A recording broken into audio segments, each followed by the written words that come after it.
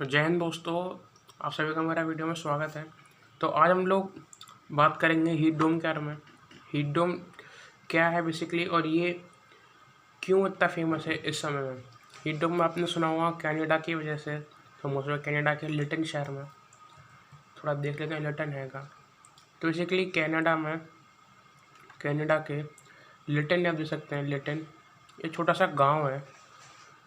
तो कनाडा एक पूरा विंटर कंट्री है। कनाडा में गर्मी बहुत ही कम पड़ती है, मतलब गर्मी पड़ती हुई है तो टेम्परेचर उनका 15 degree 20 degree maximum max to max जाता है। और लिटन की बात करूँ तो जो इसका टेम्परेचर है, लिटन का temperature max to max 15 degree गया है अभी तक आप देखें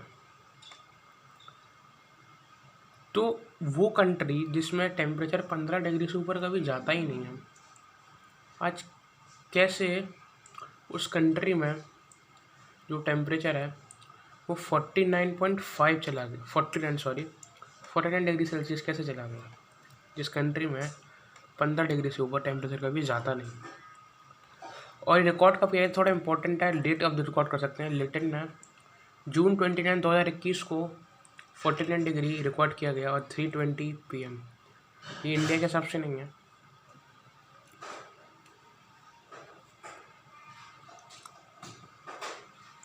तो अभी हम लोग थोड़ा इसी डायग्राम से देखते हैं कि हीट डोम कैसे अराइज की गई। तो आप देख सकते हैं कि हीट डोम का मतलब क्या हुआ। डोम का मतलब हुआ हमारा गुंबद, यानी कि कोई भी एरिया, अगर ये कोई एरिया है इसके ऊपर अगर मैं कोई कैप लगा दूं तो उसे तो कहेंगे डोम। यही तो भी डोम है इसकी, डोम। तो क्या हुआ कि ऐसी हीट की डोम कनाडा के ऊपर बन गई। क्या हुआ ऐसा कि हीट की ऐसी डोम कनाडा के ऊपर बन गई।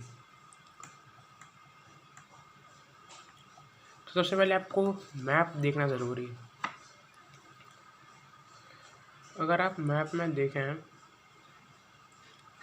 ये आपका नॉर्थ पैसिफिक ओशन है और ये आपके जैसे कि मैंने आपको बताया कि लिटन, थोड़ा आप देखें कि ये आपका नॉर्थ पैसिफिक ओशन है, ये आपका नॉर्थ पैसिफिक ओशन है और लिटन आपका कहीं आप देखेंगे यहाँ है, ठीक है।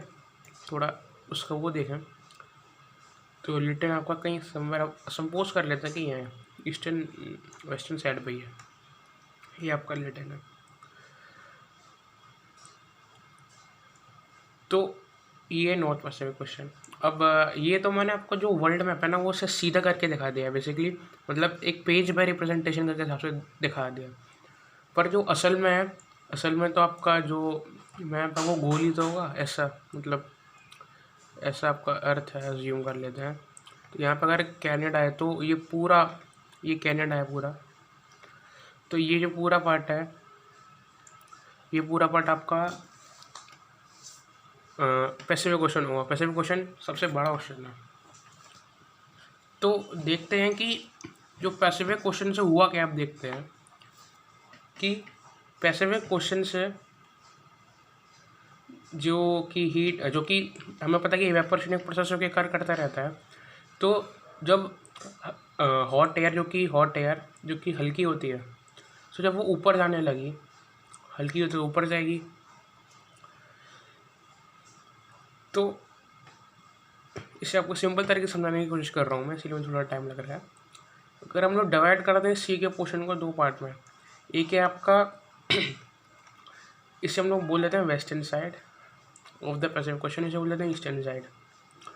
अब ईस्टर्न साइड थोड़ा गर्म है, सॉरी ईस्टर्न साइड, नोट करने वाली बात है कि जो सी साइड जो कि कनाडा के पास है वो ज़ाहिर सी बात है, कनाडा मैंने बोला ना विंटर कंट्री है तो ठंडा रहता है। और जो वेस्टर्न साइड है थोड़ा दूर है।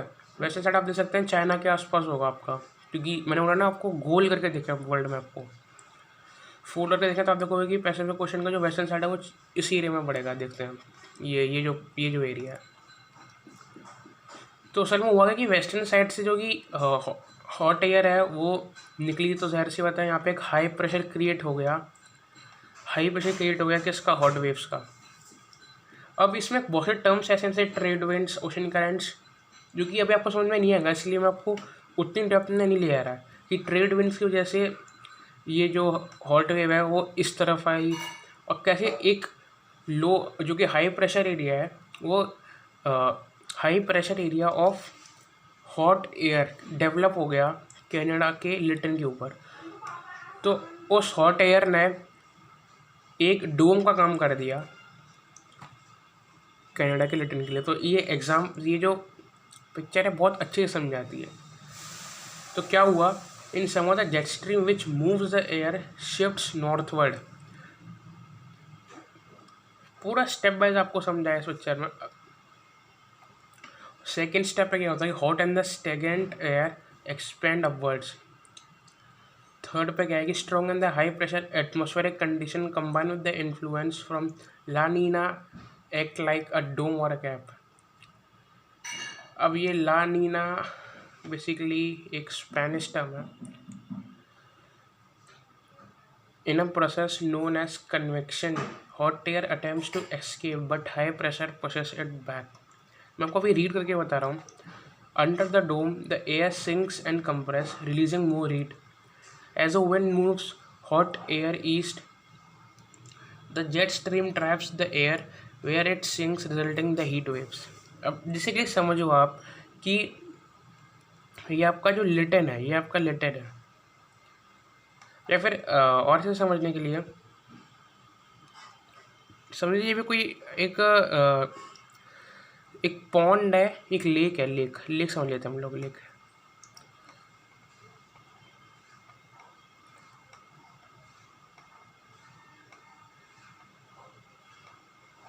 एक लेक है। अब लेक के ज़्यादा होता है, लेक होगा तो इवेपोरेशन होगा, तो आपका जो हॉट एयर है वो ऊपर गई, ये जो हॉट एयर है वो ऊपर गई। अब लेक को मैंने दो पार्ट में डिवाइड कर दिया, जैसे क्या मैंने आपको पहले कहा था, ये वेस्ट वाली और ईस्ट वाली। तो अगर प्रेशर डिफरेंस नहीं होगा तो लेक मूव नहीं करेगी। लेक हम लोग सोचेंगे छोटा पार्ट, पर सोचिए कि बहुत बड़ी लेक है, बहुत बड़ी लेक है। ये लेक का इतनी बड़ी कि आपने लेक की डायरेक्शन नहीं दी। ये लेक का वेस्टर्न पार्ट और ये लेक का ईस्टर्न पार्ट। तो वेस्टर्न पार्ट से जो भी गर्म हवा है वो ऊपर निकली। The hot and the stagnant air expends upward. Strong and the high pressure atmospheric conditions. अब मैं स्टेप बाय समझा रहा हूँ। Strong and the high pressure atmospheric conditions combined with the influence from La Nina act like a dome or a cave। अब जब ये जो आपका हॉट एयर है जब वो ऊपर जाती है और हाई प्रेशर एरिया से जब वो लो प्रेशर एरिया में जाती है, तो आप सकते हैं ऊपर एक हाई प्रेशर एरिया से मैंने कहा कि हॉट वेव ऊपर जाती है। तो जब ये ऊपर पहुंची और नीचे लो प्रेशर एरिया है, तो ये यहीं पर जमी रह गई। हाई से लो में जो मैक्सिमम एयर है वो यहीं पर जमी रह गई। तो इससे क्या हुआ कि जो एक तो यहाँ पे हीट बढ़ गई, क्योंकि एक हाई प्रेशर एयर डेवलप कर गई एक पॉन्ड के ऊपर, लेक के ऊपर। अब जिससे ये हुआ कि जो भी under the dome the air sinks and compresses releasing more heat. अब जब ये जो गर्म हवा है इसने पहले बात तो जो भी यहाँ पे जो भी हॉट एयर जो भी ऊपर जा रही होगी इससे सबसे पहले उससे रोक लिया, और अपने जब ये कंप्रेस होकर नीचे जाने लगी, सिंक करने लगी, तो इसने हीट को और बढ़ा दिया। अब बेसिकली यही हुआ आपका लिटन के साथ। अब यहाँ पे कुछ जैसे टेक्निकल टर्म्स हैं, जेट स्ट्रीम और ट्रेड विंड जैसे कि मैंने कहा, तो ये लोग अभी आप समझ नहीं पाओगे। अभी आप की ज्योग्राफी इतनी एक्सपेंड नहीं की गई, तो इसीलिए क्लास 9th बच्चों के लिए अभी इतनी ज़रूरी है नहीं कि आप लोग ट्रेड विंड या फिर जेट स्ट्रीम अभी समझें।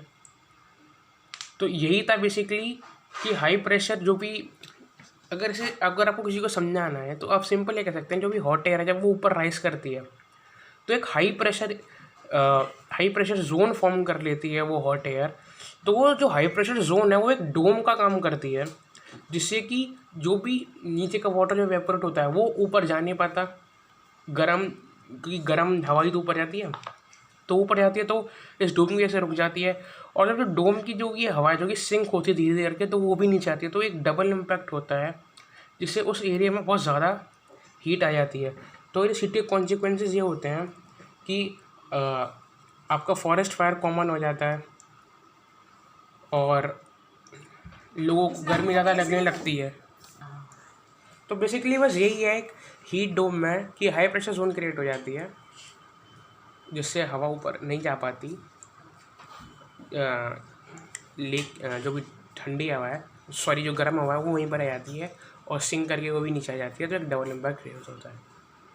तो यही था हीट डोम के बारे में। Thank you for watching.